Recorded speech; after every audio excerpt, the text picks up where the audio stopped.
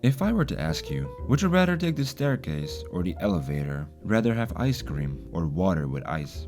Exactly. Most people would naturally pick the ones with more pleasure, because those things are either easier, tastier, or more entertaining. And all these things will point back to one culprit: pleasure. The ethical theory that pleasure is the highest good and proper aim of human life is called hedonism. And to a degree, we get more influence to pick the path of one over the other, because we tend to act in a way so that we can maximize our pleasure and minimize pain and suffering. This is the basic argument in the concept of hedonism. And the idea behind it all goes back nearly 4,000 years ago, from the civilization of Mesopotamia, where there was an ancient Mesopotamian saga called the Epic of Gilgamesh. These are real words, I swear. In this story, there is a part where Siduri, a goddess of wine, festivity, and wisdom, advises on living a happy life. Fill your belly day and night, make merry, let days be full of joy, dance, and make music day and night. These alone are the concern of man. In other words, what she means is that only the joyful activities we do are what truly matters in life. But can we really apply this in life? I just feel like it is also important to, care about your literal future a little bit more.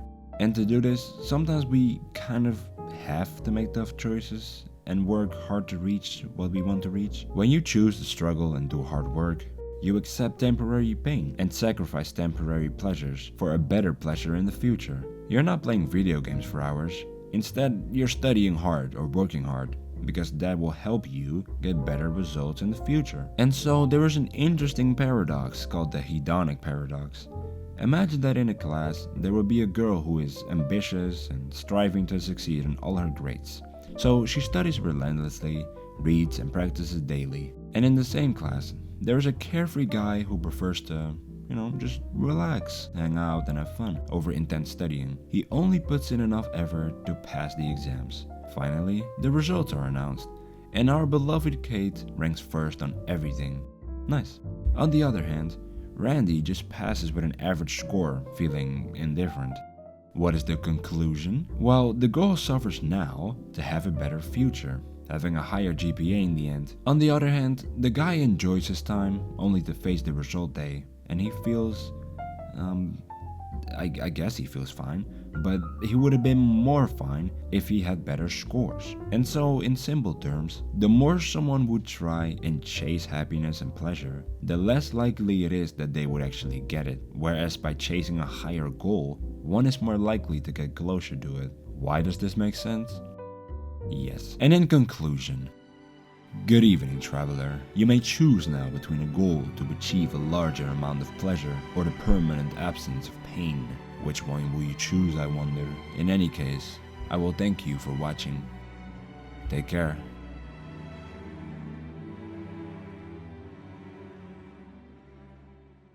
Whenever people are protesting somewhere while being naked to try and make a point, and yes, this is a real thing, I always think to myself, oh wow, don't these people feel any type of shame? And shame is described as a painful feeling of humiliation or distress caused by wrong or foolish behavior, which is subjective, I suppose. If you would do something like cheating on a test and you get caught, you would probably experience shame. And shame often makes you want to bury your mistakes and pretend that they never happened. It can feel like you haven't lived up to certain standards and feel unworthy or inadequate as a result. I know when I am ashamed of an action I did, which I probably shouldn't have done, but I'm gluttonous, I sense feeling of worthlessness, foolishness, inadequateness, stupidity, paralyzing, but also you yourself have probably felt shameful once in your life.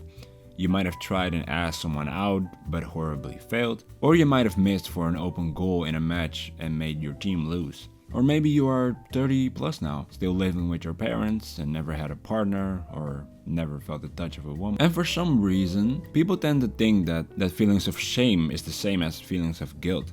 But that's not really true. Guilt is when you have done something crazy and now feel bad about it.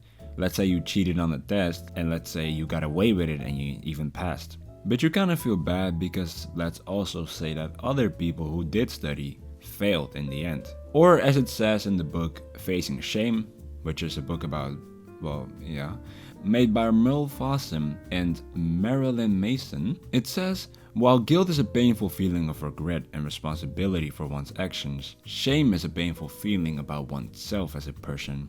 I think the point is made. Moving on. There is a psychologist called Robin Caron who has identified 4 different categories of shame, which are existential shame. This occurs when we become self-aware of an objective or an unpleasant truth about ourselves or our situation. Situational shame. This is the feeling that we have when violating an ethical principle, interpersonal boundary, or cultural norm. Then we have class shame. This relates to social power, skin color, social class, ethnic background, and gender. And narcissistic shame, which occurs when our self-image and pride has been wounded, affecting how we feel and think about ourselves as an individual in contrast as a member or a group. And now that that is out of the way, I've done some research about overcoming shame in a healthy way, and there is a lot of information about it. So I'll simplify it as easy as I can, and in words that I agree with the most. Someone once said, "Do not kill the part of yourself that is weird. Kill the part that gets weirded out." So in other words, you either choose to be weird and to be free, or you try to never be weird ever again. And I do agree with this one more, but do I agree 100%? Maybe, probably, mostly. Absolute. And in conclusion, is shame a bad thing? Well, I don't think that shame in and of itself is a bad thing. I'm pretty sure that shame makes people behave in ways that allow us to, well, coexist with each other. Like imagine if walking on the street naked was legal. Would everyone be doing it? I don't think so, because in some cultural norms, that is kind of shameful. But to play devil's advocate a little bit, if you look at things like body shaming, would I now say that that is also a good thing? I don't know about that. But those were just my thoughts, and thank you for watching. Take care. In this world, there is something known as the Wendy Syndrome, which is more often used within relationships and more common within women than men.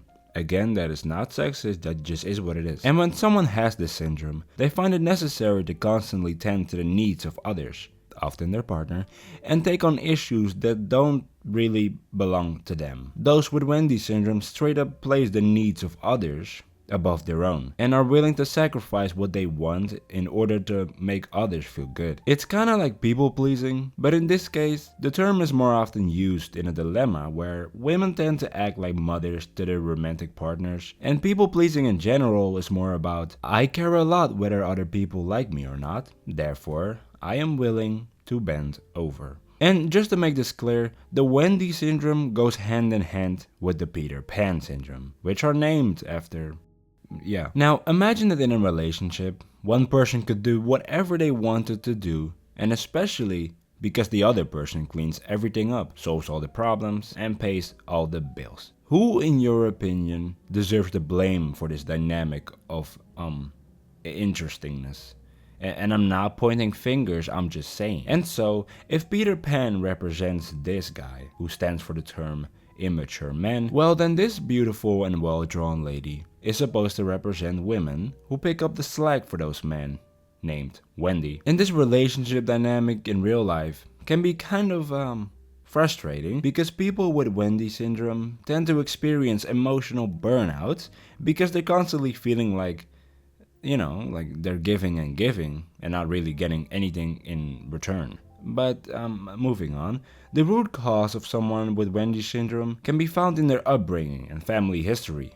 Did you feel unprotected as a child, and now feeling the need to take control of the whole situation, make decisions for others while tidying up their messes and offering only one-sided emotional support? Well, what do you know? And for some reason, someone with this syndrome doesn't usually recognize that they have this syndrome. However, even though caring for others and doing all of their chores every day makes them happy, there comes a time when they realize that, I mean, come on, like, enough is enough. Realizing that either they're getting taken for granted, or they're realizing that they're giving and their partner just gets lazier and lazier. And I'm gonna be honest, I think that's all the information I could find about the topic. So, in conclusion, breaking free from this Wendy Syndrome requires a certain amount of self-awareness, realizing what's going on, boundary setting, and a recognition that true relationships are built on mutual support and responsibility, and not the fact that if you keep feeding someone junk food, they'll become an athlete. And after researching this Wendy syndrome, I came a lot across the sentence, selflessness is a beautiful thing, but don't confuse it with self-sacrifice, meaning that if you just give and never ask, people will be bound to take advantage of it, which is, which is only natural. And after I kept reminiscing about this sentence, I was thinking to myself, that's real. Anyway, thank you for watching. Take care. There are some psychologists who would use the term Peter Pan syndrome to describe people who have difficulty entering adulthood, maintaining relationships, and managing adult responsibilities. And it's not a real diagnosis, but rather a term to describe people who tend to just not want to enter the adult life. And the name of the Peter Pan syndrome comes from, Peter Pan. Now, as the syndrome is not a real diagnosis, it has no official characteristics, but there are a few things common among people who have this syndrome. They can show little to no interest in personal growth, can have a hard time making future plans, expect to be taken care of, avoid certain responsibilities, and can have a fear of criticism and a fear of commitment. At work, for example, they might struggle with job losses due to a simple lack of effort, or just straight skipping work. They make little effort to even find a job, and once they get one, frequently leave them due to the smallest feelings of boredom, challenges, or stress. Now, if you're wondering why people can develop this, well, for now, there is little research on it, but some experts believe that having overprotective parents or caregivers could be a potential cause for the syndrome. Why? Well, when children grow up being sheltered and overprotected, they don't develop the skills they need to deal with the challenges of real life. In other words, you didn't really get prepared for the real world. And another potential cause for the syndrome can be the fact that adult skills were not really being taught to you. Imagine turning 18 and suddenly you get letters from the government in your mailbox telling you stuff like, "Hey there, congratulations on becoming 18. By the way, pay your taxes in time, start enrolling in the health insurance and all that," acting like they know how you should do all that. But in reality, nobody really being there to teach you how to. Parents? Well, you would often think so. School? Well, you would really think so. Plus, a small side note, the Peter Pan syndrome looks a lot like the narcissistic personality disorder, even though they are two different psychological concepts. Both involve difficulties in forming and maintaining good adult relationships due to struggles with commitment and empathy, and both have more of a self-centered focus. Though on this side, it's probably because of a desire to keep having personal freedom and avoid responsibility, whereas on this side, it's probably from a need for admiration and validation. Nice. Moving on, Dan Kiley is a renowned psychologist who had researched and worked with people struggling with emotional immaturity. He wrote a book called The Peter Pan Syndrome, in where he basically stated that people with this syndrome may show behaviors such as procrastination and may display narcissistic personality traits, which makes it challenging for them to have social, professional, and romantic relationships. Also, according to Kiley, the seeds of the syndrome are shown in childhood, and symptoms may start to appear around ages 11 to 12. And also, he listed the following 7 key markers of the syndrome: emotional paralysis, slowness, social challenges, avoidance of responsibility, female relationships, male relationships, and sexual relationships. And lastly, this is the actual last one, I swear. He stated that this syndrome is more common among men than women because men face more social pressure to conform to traditional masculine roles and expectations. These are his words, not mine. And so, in conclusion, you might recognize yourself in some parts of the syndrome, but just because you can sometimes see yourself in this, doesn't mean you immediately have this. But when you are 40 plus, still living in your parents' basement, having no job nor any type of career goals, not doing your own laundry nor dishes, nor make your own food, then I would say, yeah. And I think that's about it. Thank you for watching. Take care. The people who live in a country like America are more likely to feel more free, since America is the land of the free and the home of the brave, right? Well, you see, according to Stoic philosophy, the concept of freedom is the ability to exercise our own judgment and be able to choose how we respond to external events. In other words, true freedom is in this sense not dependent on our own circumstances, but rather on our own mindset and the choices we make. To them, it requires us to develop certain qualities within ourselves, such as wisdom, self-control, and resilience. And by doing so, we would become less attached to external things and more focused on our own inner resources. But in general, freedom means something like the power or right to act, speak, and think as one wants to, and the state of not being imprisoned or enslaved. But now that I think about it, is this alone what is required to feel and to be genuinely free?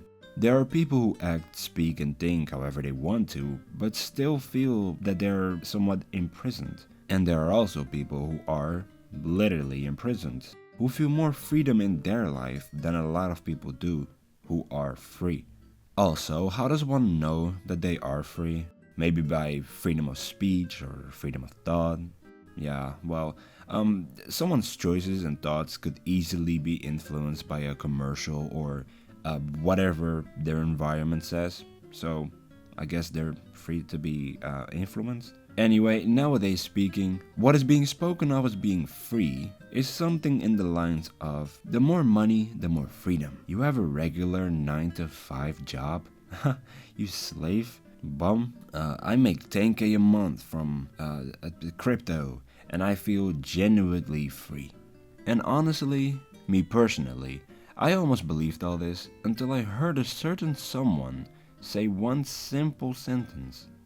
No man is free who cannot control himself. But to be fair, will all of this be a factor to cause more freedom? I mean, yeah, probably, you're not gonna lie. But that's the same as saying something like, being successful will grant happiness. And I feel like there is a lot more to it than just, hey man, here you have $1 billion, do whatever you want, you're free now. And I think that another dilemma people have when thinking about freedom is a sense of anarchy, which basically means no rules, no laws, do whatever, and then there will be the freedom to actually think and do whatever. To which good points are being made, not gonna lie. But if this is the case, and this formula actually turns out to make sense, then just imagine that for a second. There will be no laws from now on, no rules, and every single human being could actually do whatever they pleased, regardless of other people. If that's called true freedom, would it then even be good for us? How many people would live in fear? How many stores would get robbed? And how many people would still go to the job that they don't like doing? Or go to the school that they hate? Exactly. Now, according to the man himself, Epicurus, of course, his take on freedom is that one would not be free when they have fulfilled all of what they wanted, but instead when being free from vain, unnecessary, and addictive cravings. A drug addict is still a slave even when they have the drug that they wanted. But a virtuous person is free because they don't even want the drug. When being in control of yourself, your anger, anxiety, greed, hatred, and unnecessary desires, then we're talking. Oh, and you can go deeper into this and argue that true freedom doesn't really exist, since even if you are free to think and say whatever, you cannot think of a new color, and you can only say words that exist through concepts that already have been construed in a brain that has been built, all moved by the laws of the natural world. But that just goes way too deep for my taste. I'm not doing that. And in conclusion, I think the ones who are the most free are not necessarily the ones who are the most rich, but the ones who have the most control of their own mind, body, and soul. That sounds vague. I mean, you're able to be in control of yourself, is what I'm trying to say. Or something like that. Thank you for watching. Take care. I got once accused of being envious of someone because they were talking to each other a little bit too long without me, but that simply wasn't true. I was jealous, and while the concept of jealousy and envy are almost exactly the same, they do differentiate from each other. Because envy is when you want what other people have. Simple as that. While jealousy is when you are worried that someone is trying to take what you have. But not in a robbing way, Or, well, maybe. And it typically brings feelings of suspicion, the fear of loss, and distrust, while envy involves feelings of inferiority, longing, and a desire to possess what another has. Though, to be honest, most people don't really care about the difference, including me, but I just kinda had to say it, so yeah. Moving on, it is said that jealousy is more common in certain professions where competition is a big thing, like being a professional athlete or like a salesman, and will often experience an increase in jealousy whenever their peers in the same field succeed in something. And the thing is, you probably don't even want to feel ill will against your peers succeeding, but it just is what it is. Now, is jealousy a bad thing per se? Well, it kind of depends on how you see it. For example, if someone asks where you were the last couple of days, someone might say, you know, that's pretty controlling and insecure of you to ask. But in some cultures, this is actually viewed as a sign of love. Instead of getting named insecure, it's more like getting seen as wanting to protect something that is important to you, while fearing that it might potentially leave. And while a normal level of jealousy can be a healthy thing, too much of this can become, a little crazy. It might lead to trust issues, possessive behaviors and conflict, and sometimes even people going their separate ways. And what I've also heard is that it is possible for people to use jealousy as some kind of weapon to destroy their opponents. Okay, maybe not that, but you know, almost in a way to try and make someone jealous on purpose with the goal in mind to, I don't know, maybe to get back at them or to prove a point. Who knows? Anyway, what can help against jealousy? That would be very interesting to mention indeed. But in conclusion, I have heard of cases in where jealousy can also motivate people to improve themselves, because some people use the fear of getting replaced or losing something precious as a driving force to achieve their goals or enhance their personal attributes. So again, I don't know if you can really say that jealousy is in and of itself a bad thing per se. But with that, I think that's about it. And thank you for watching. Take care.